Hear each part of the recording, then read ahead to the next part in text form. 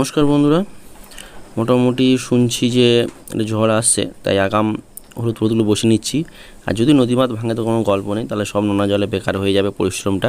তবুও আমরা সবাই মিলে হলুদগুলো বসাচ্ছি। আমি আছি, মা আছে, আর আমার দিকে সুনন্দা আছে।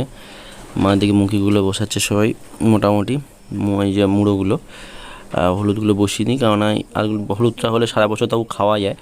তা বন্যা হয়, আকাশ বন্যায় গত বছর হলুদটা চাপা পড়েছিল, তারপরে তুলেছিলাম, মোটামুটি হয়েছিল, খারাপ হয়নি। তাই এবছর আমরা এখান থেকে খড় ছিল, এখানে খড়টা নিয়ে ওপাশে চাপা দিয়েছি, ওপাশটা পুরোটা মানে মুখি দেওয়ার পরে খড় চাপা দিয়ে দিয়েছি, হালকা মাটি দেওয়ার পরে সারটা হবে।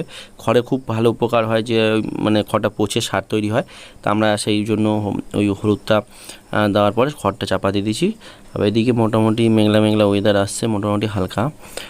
শুনছি যে প্রচুর ঝড় বৃষ্টি হওয়ার সম্ভাবনা, সেই জন্য আগাম যে কাজগুলো করে নিলাম। আর সবথেকে বড় জিনিস হচ্ছে যে এই সময় তো যারা মাঠে ঘাটে সবজি লাগে, তাদের সবজি বেশি ভয় খুব। আর এপাশে আমি খড়গুলো নিয়ে ওখানে গাদা দিচ্ছিলাম, কারণ সার তৈরি করবো বলে, খড় পুচিয়ে আমরা সারটা তৈরি করি। আজকে ভিডিওটা এই পর্যন্তই, ছোটো করে করলাম। ভালো লাগলে অবশ্যই চ্যানেলটি সাবস্ক্রাইব করে পাশে থাকুন। ধন্যবাদ সকলকে, টাটা।